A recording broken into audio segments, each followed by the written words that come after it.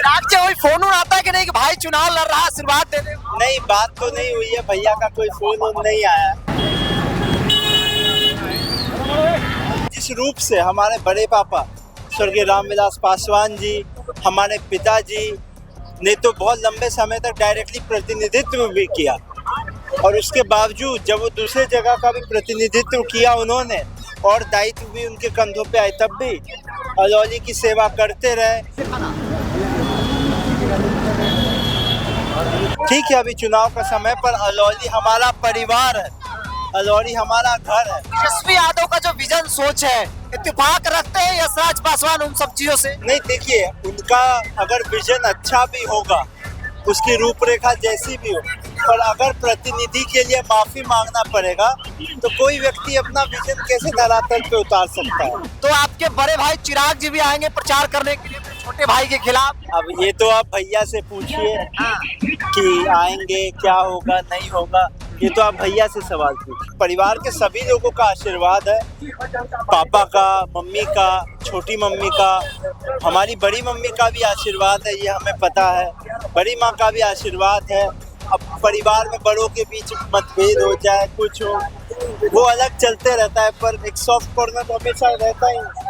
इस वक्त अलौली विधानसभा क्षेत्र में है और आरएलजेपी के प्रत्याशी यशराज पासवान रोड शो कर रहे हैं, गांव में जाकर लोगों से हाथ जोड़कर वोट मांग रहे हैं।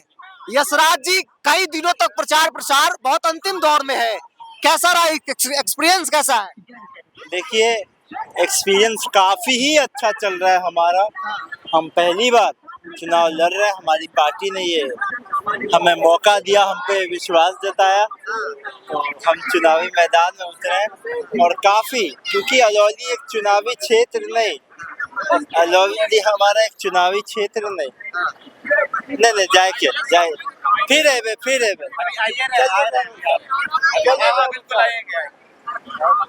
हाँ,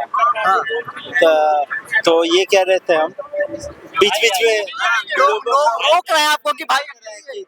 आपने देखा होगा, अभी बारिश होने के बावजूद बीच बाजार में लोग कैसे रुक गए थे, और अभी भी लोग बाहर निकल के आ रहे हैं मिलने, बारिश होने के बावजूद। तो हाँ, जैसा हम आपको बता रहे थे कि काफ़ी एक्सपीरियंस अच्छा चल रहा है, और क्योंकि अलौली एक चुनावी क्षेत्र, ठीक है, अभी चुनाव का समय, पर अलौली हमारा परिवार है, अलौली हमारा घर है, और यहाँ सभी अलौली वासी हमें बहुत सारा प्यार और आशीर्वाद दे रहे हैं।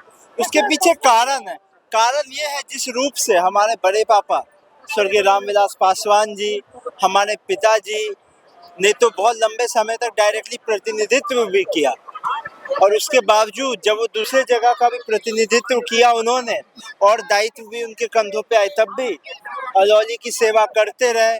हमारे छोटे पापा समस्तीपुर के सांसद होने के बावजूद खगड़िया अलौली के लिए हमेशा, पूरे जिला के लिए चिंतित रहते थे। तो इस कारण से जो उन्होंने कमाया है अपने काम और मेहनत के बदौलत, तो उसी कारण से हमें आशीर्वाद मिलता है। तेजस्वी जी भी आए थे, माफी मांग रहे थे विधायक को लेकर।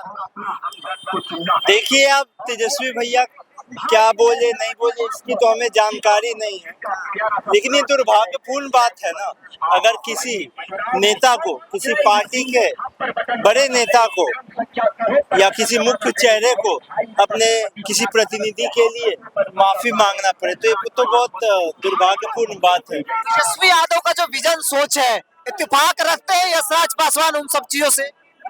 नहीं, देखिए, उनका अगर विजन अच्छा भी होगा, उसकी रूपरेखा जैसी भी हो, पर अगर प्रतिनिधि के लिए माफी मांगना पड़ेगा तो कोई व्यक्ति अपना विजन कैसे धरातल पे उतार सकता है।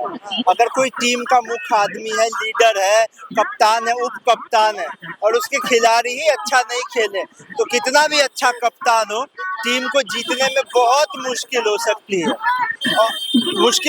है, हार हो सकती है, कई बाधाएं आ सकती है अगर आपके सभी खिलाड़ी अच्छा प्रदर्शन नहीं करे। जैसे इंडिया टीम में सिर्फ विराट कोहली के अच्छा खेलने से नहीं हो जाता, सिर्फ रोहित शर्मा के अच्छा खेलने से नहीं हो जाता।